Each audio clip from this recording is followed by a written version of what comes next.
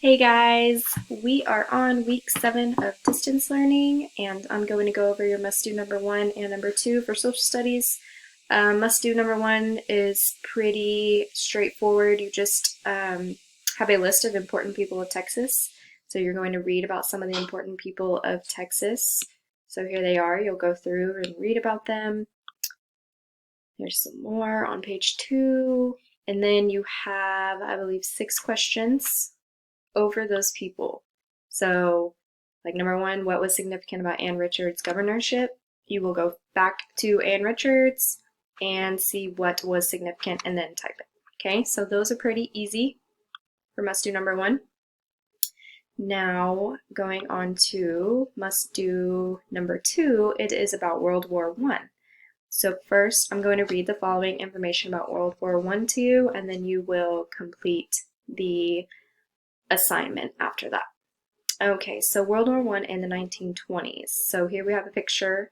It says no vote, no tax. Before 1920, women were denied the right to vote. Posters pointed out how unfair this was. All right, so far across the ocean in 1914, war broke out in Europe. Britain, France, Italy, and Russia formed an alliance. An alliance is a formal agreement of friendship between countries. These 4 countries were known as the Allied Powers.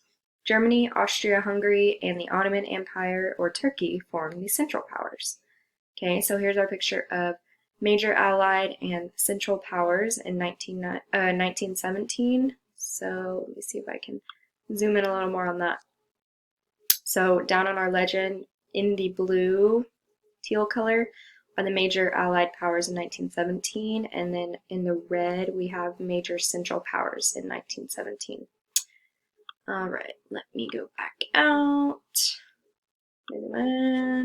Okay. We are on to World War I. President Woodrow Wilson asked the people of the United States not to take sides in the war. Then, in 1915, a German submarine sank a British passenger ship, the Lusitania. More than 1,100 people died, including 128 Americans. Though angry, the United States still did not declare war. German naval attacks on merchant and other ships increased. In April 1917, the United States joined the Allied powers to fight Germany and the Central Powers. Texans go to war. World War I had a big impact on life in Texas and the nation.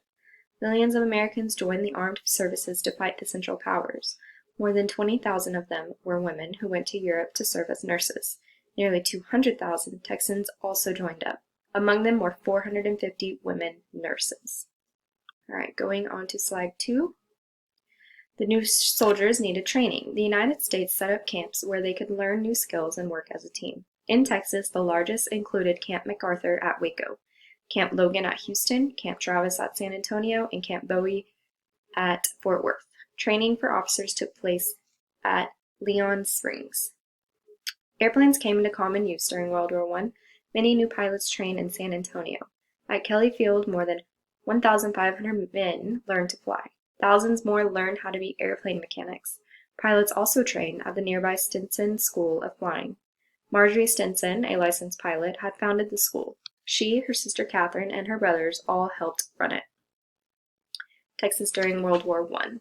World War I also had an impact on life at home in Texas. More food for soldiers and supplies for the armed forces were needed to win, but as farmers became soldiers and left their fields, food shortages occurred.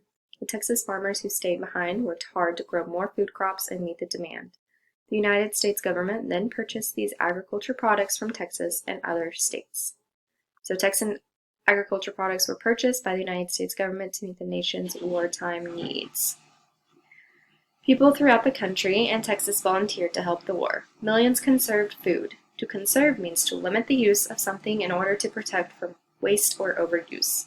People followed a plan set out by the United States Food Administration. People followed a plan set out by the United States Food Administration. They volunteered to cut down on sugar and meat every day. Many Texas families grew their own vegetables. That way, more canned foods could be sent to soldiers. People also took jobs that helped the war. Texas's refineries produced oil products that were brought by the United States government for the war.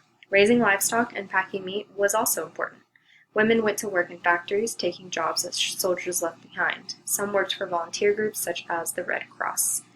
Many people help the government raise money for the war by buying Liberty bonds. A bond is a document received in exchange for money. People return the bond at a certain date and get their money back with interest. Interest is money earned at a regular rate for the use of money lent. The war ended in 1918. The Allied powers had won, but the cost was great. More than 5,000 Texans died while serving in the armed forces.